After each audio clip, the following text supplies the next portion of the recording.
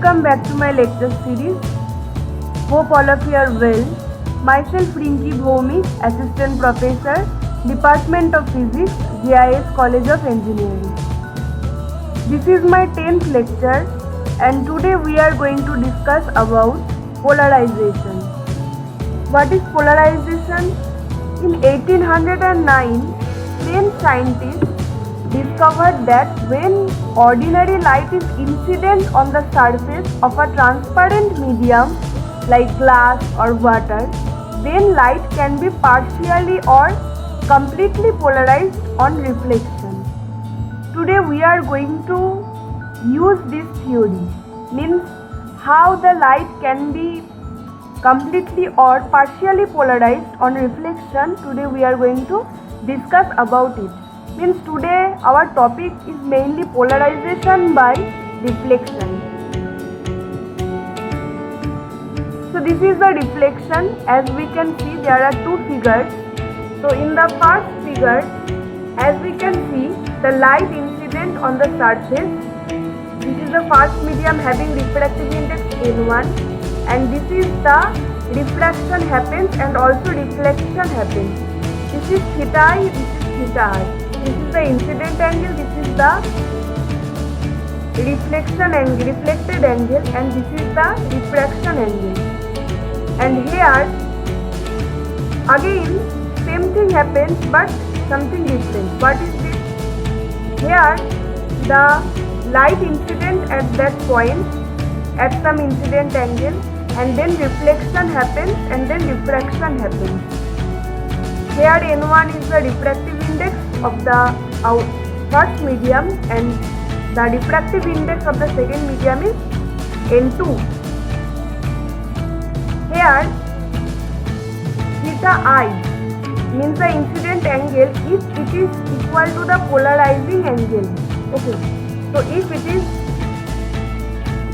equal to the polarizing angle, then this reflected angle will be partially or wholly polarized. This reflected angle will be partially or wholly polarized. So here from the figure we can write that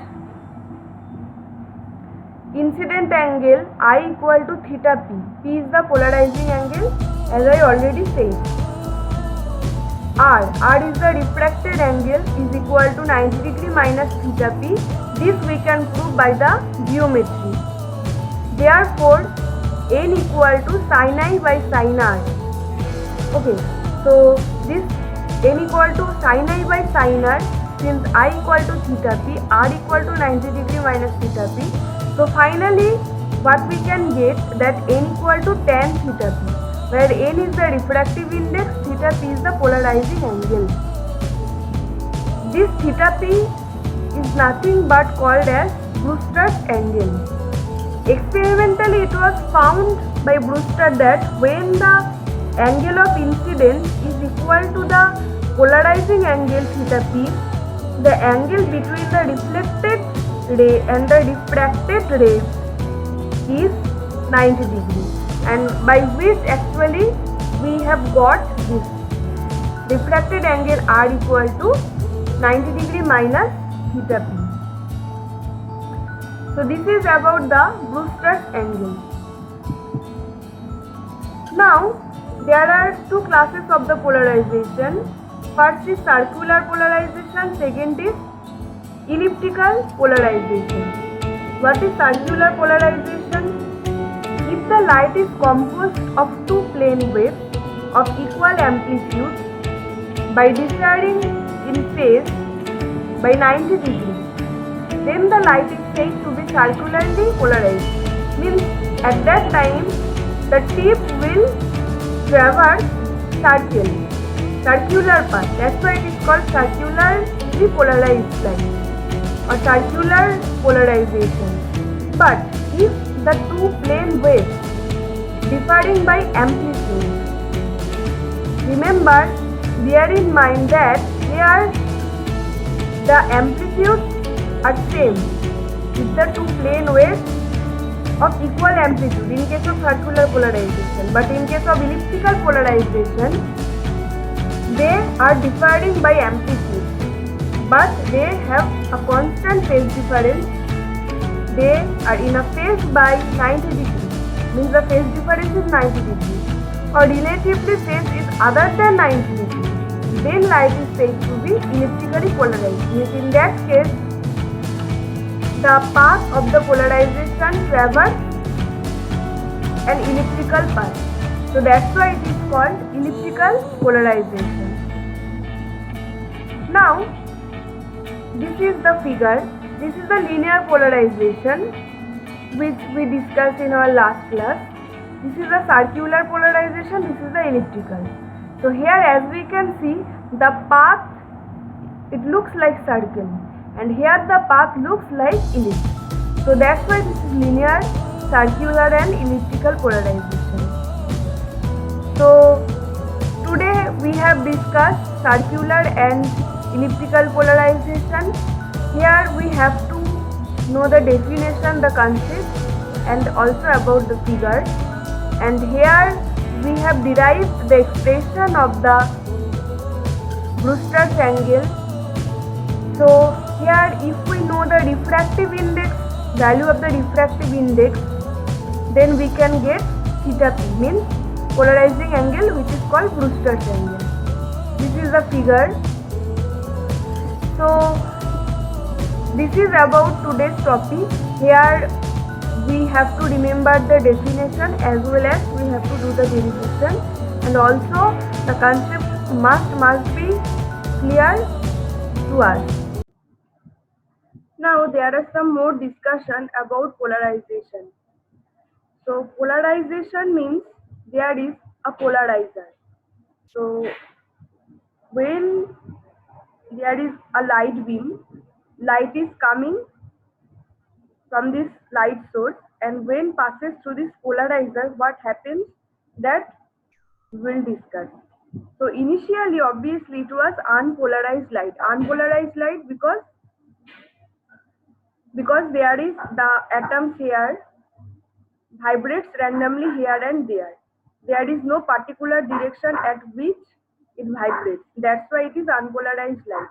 Now when it passes through this polarizer, as we can see, this is vertical polarizer. So obviously this vertical polarizer will block all the horizontal vibration, and only the vertical component can be passing through this polarizer, and thus we can get the polarized light, because this is the definition of the polarized light. In the polarized light, all the atoms here, as we can see, vibrates along the vertical direction. So that is why this is called polarized light. So this is another process to get the polarized light. So whenever, suppose here, if instead of vertical polarizer, if we here put the horizontal polarizer, what will happen? If we put the horizontal polarizer, then all the vertical components will be blocked and the horizontal components will be allowed to pass through it. So that is why this is called polarizer, because it actually polarizes the light. The polarization happens through it. That's why this is called polarized light. So this is the process to get the polarized light. Next, this is another example, a classification: linear, circular and elliptical. Light is a transverse TE, means transverse electromagnetic wave. Okay. About natural light is generally unpolarized, all planes of propagation being equally probability. In natural, when it is natural light, means when it is unpolarized light, then all planes of propagation is being equally probability. For linearly polarized light, it is in the form of a plane wave in space. For circularly polarized light, light is composed of two plane waves of equal amplitude by differing in phase 90 degrees. Actually, these are the conditions. Okay. Elliptically polarized light, when two waves differing amplitudes are related in phase by 90 degrees. Therefore, what is the basic difference between these? In the form of plane wave in space. Okay. And here the amplitudes are equal, but here the amplitudes are different.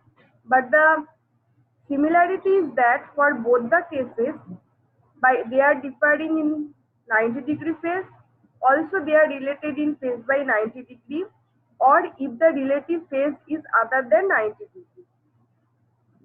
So this is about the linearly, circularly and elliptically polarized light, and this is the corresponding figure. You see, after this polarization this is linear, but here the components when circulate, they are actually circularly, a circle we are getting, and here an ellipse we are getting. So this is linearly polarized light, circularly polarized light and elliptically polarized light. At Brewster's angle. Brewster's angle is very important because when an unpolarized light is incident on a reflecting surface, the deflected beam is completely polarized. Okay, means here the light is here the light, we are polarizing the light by the process of reflection and diffraction. So when this is the incident beam, this is the deflection, this is the diffraction. So when the reflected beam is completely polarized,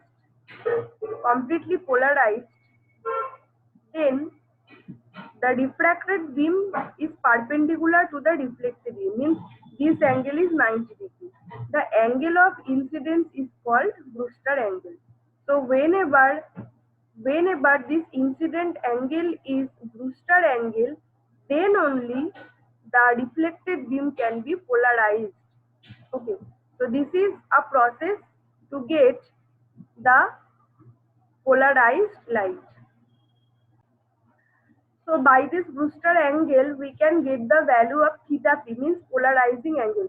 This theta p, there is particular name, that is called polarizing angle. Actually, there is a derivation by which we can get tan theta p equal to n2 by n1. Now, what is n2? N2 is actually the refractive index of medium 2, and n1 is the refractive index of medium 1. So, if we take the ratio like n2 by n1, then we can get the tan theta p. Okay, so from that we can get theta p, means the value. If we go to the previous slide, like here already we derived here n equal to tan theta p. So from this value theta p equal to tan inverse of n. So here we can get the value of the polarizing angle here. Okay, so this is another process by which we can get the polarized light. An unpolarized light can be polarized light. So when unpolarized light is incident on a reflecting surface, the reflected beam is completely polarized and the refracted beam is perpendicular to the reflected beam. The angle of incidence is called Brewster angle.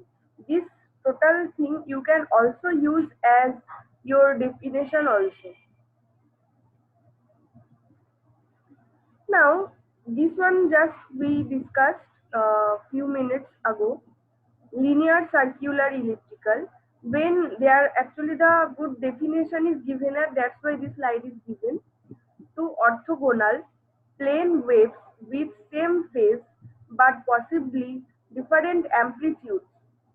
Okay, this is called linear. Circular, two orthogonal plane waves with 90-degree phase shift but same amplitude. That is called circular. So linear, circular, elliptical, these are three classes of the polarization. Next is unpolarized and polarized reflection. So same thing you see, which we have discussed in this slide, that is given here, where an unpolarized light when incident here, after that if polarization happens, here polarized reflection, okay, and this is partially polarized, this is polarized reflection, and 90-degree angle is there between them, polarization by reflection at Brewster's angle, and this is theta p, that is polarized angle, this is eta 1 or n1 whatever, and this is eta 2 or n2, means refractive index of these two mediums.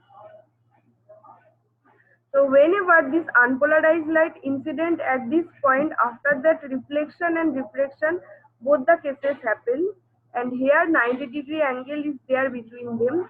So that is why this is called Brewster's angle, or actually there is another name, P for polarizing. Okay, this is also called polarizing angle. So due to this polarizing angle, we can get the polarized light. Now there is again the derivation is given here, at so that the derivation can be very clear to all of you. That's why it is given. At Brewster's angle, the reflected and transmitted waves must be orthogonal. Okay, the reflected and transmitted waves must be orthogonal. To find Brewster's angle, solve for theta. Theta equal to 90-degree minus theta 1, because this is total 90-degree.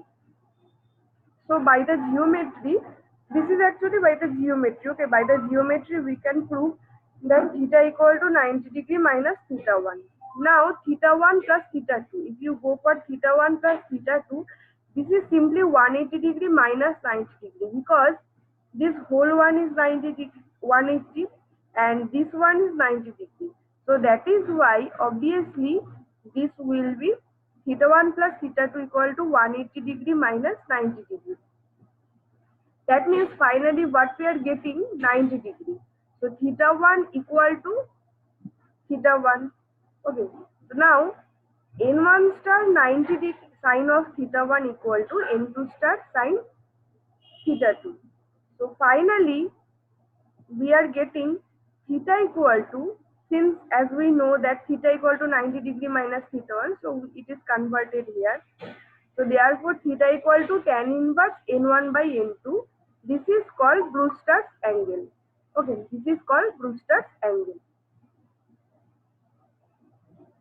Now this one is also given here, like the deflection coefficient are different for waves parallel and perpendicular to the plane of incidence. Same process here. The incident ray is actually unpolarized, and then reflection occurs, and then refraction also. So here, when light is incident and Brewster's angle, the reflected light is linearly polarized, because the deflection coefficient for the two component is 0.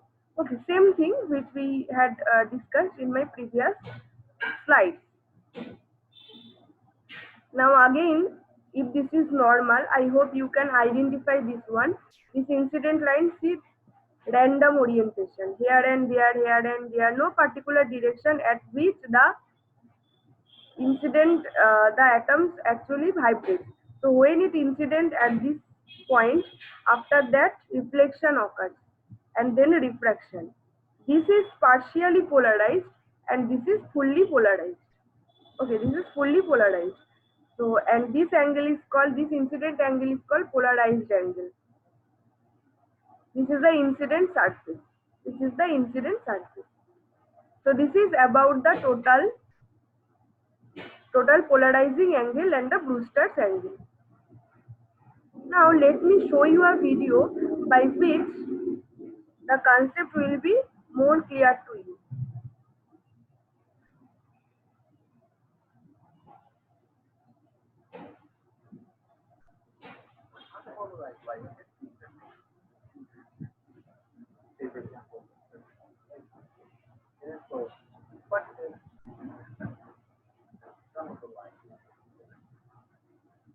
Now, if you look at the reflection, there's an we'll notice that the component that we like to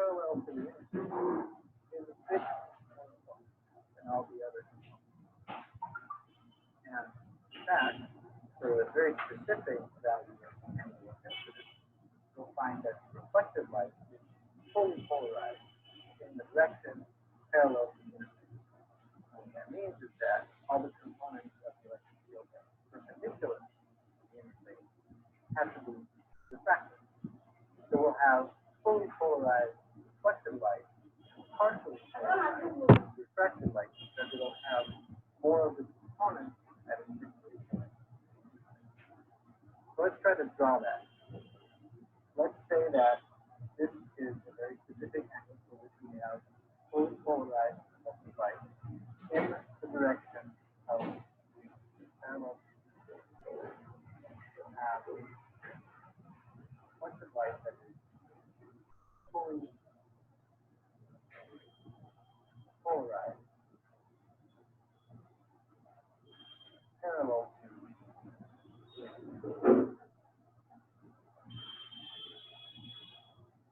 and what that means is that all the components of the coming from polarized light that were perpendicular to the interface have to be refracted, and therefore refracted light is partially polarized, and it has components that are perpendicular to the interface that are greater than all the other partially.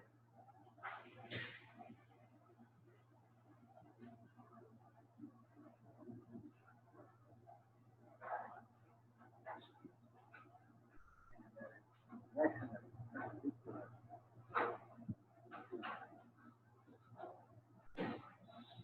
Therefore, all the components of the electric field perpendicular to the surface will be refracted as they're parallel to the reflection, or almost all of them. There's two sides here. This is partially polarized. But here, all we get is polarization in the direction parallel to the reflection. Now, the specific angle of incidence which should happen is given by Lucy. And Lucy's law says that tangent of, call it theta E, is equal to M2 divided by N. And the angle of theta B here is such that reflected light and refracted light have an angle of 90 degrees. That's in fact how you can derive that angle of theta B. So this is called Lucy's law, and it gives you the angle of incidence for which reflected rays and refracted rays are perpendicular with fully polarized reflected light parallel to the interface, and a partially polarized refracted light perpendicular to the So thank you for today. Hope this video will help you to understand about the reflection-refraction process through which we can get the polarized light. Now there are some assignments here. Which of the following phenomena suggest that light may be a transverse wave? So the options transverse wave, you have to first go through the definition of transverse wave. Then what is deflection, polarization, photoelectric effect, diffraction, all this you have to go through. Next, Brewster's law in terms of refractive index can be expressed as mu equal to sin IP, mu equal to cos IP, mu equal to tan IP, mu equal to cot IP. So Brewster's law we have discussed several times. So which one is the law of Brewster's law? Okay. Which one is the expression that you have to here write? Now what happens when E ray and E ray, if they travel along the optic axis or optical axis, means the central axis, okay. So both ray travel with the same velocity. O ray travels faster than E ray travels faster than O ray, none of these. Okay, so you have to go through the definition of O means ordinary, E for extraordinary ray. Then which one is the right? That is your assignment. Next, what is electric vector vibrates? Okay, electric vector vibrates in one plane and perpendicular to the direction of propagation of light. Now the option is plane polarized, unpolarized, both plane polarized and unpolarized, neither plane polarized nor unpolarized. So which one is right? You have to choose. Next,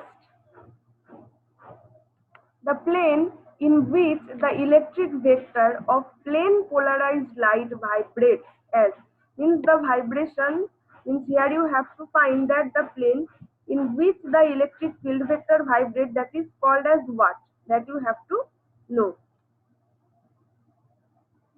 Next, plane of vibration is defined only for plane polarized, unpolarized, both plane polarized and unpolarized, neither plane polarized nor unpolarized.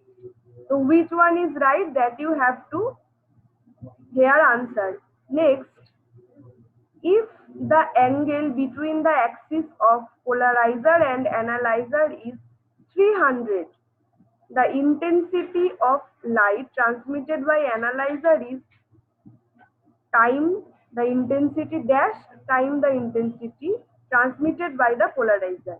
So what will be the answer here? You have to, if the angle between the axis of polarizer and analyzer is 300, means theta is given. So you have to tell the intensity. So there is a relation between the intensity I and the theta. So what is the answer? You here, this is a calculation. Okay, you have to do the calculation. Next, if the angle between the axis of polarizer and analyzer is 300, the intensity of light transmitted by analyzer is times the intensity transmitted by the polarizer. So which one is right? Here you have to answer. Again the angle means the previous one and this one is absolutely right. Only the theta is varying here. Otherwise, the formula is same. So these are the assignments you must find out, try to find out, and if you have any problem, you must ask. Okay. So thank you for today.